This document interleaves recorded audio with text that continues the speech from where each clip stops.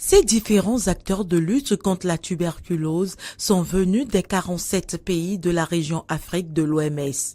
Ils s'attelleront du 11 au 14 mars prochain à trouver des stratégies à mettre en œuvre pour corriger les imperfections que contiennent la prise en charge programmatique de la tuberculose latente et celle pharmacorésistante.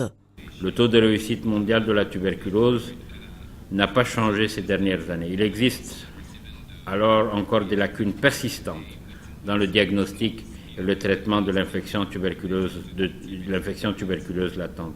D'où l'organisation de ce présent atelier, dont les objectifs sont, comme il a été signalé, partager plus largement les nouvelles recommandations et les meilleures pratiques en matière de gestion programmatique de la tuberculose latente et de la tuberculose pharmacorésistante, identifier les obstacles à une mise en œuvre efficace de ces directives. 1,7 milliard de personnes sont atteintes chaque année d'une infection tuberculeuse latente et 30 millions de personnes auront besoin d'un traitement adéquat d'ici 2022.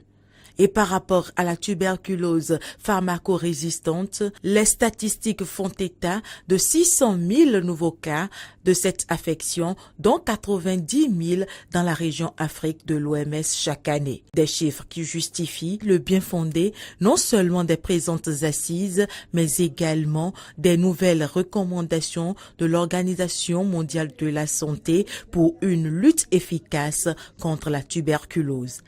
Cet atelier vient donc à point nommé pour aider les pays à s'approprier les dites recommandations. Outre la tuberculose multirésistante, l'infection tuberculeuse latente constitue l'un des défis majeurs des années à venir pour la lutte contre la tuberculose.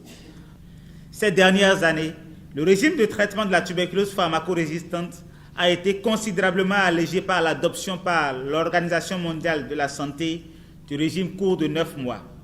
Et je suis particulièrement fier de rappeler que notre pays, le Bénin, a été l'un des pionniers dans la sous-région à expérimenter ce régime et à démontrer qu'il était au moins aussi efficace que les régimes longs. La présente rencontre vise donc l'éradication d'ici 2030 de la tuberculose dans le monde, mais plus particulièrement en Afrique, conformément aux exigences des objectifs de développement durable.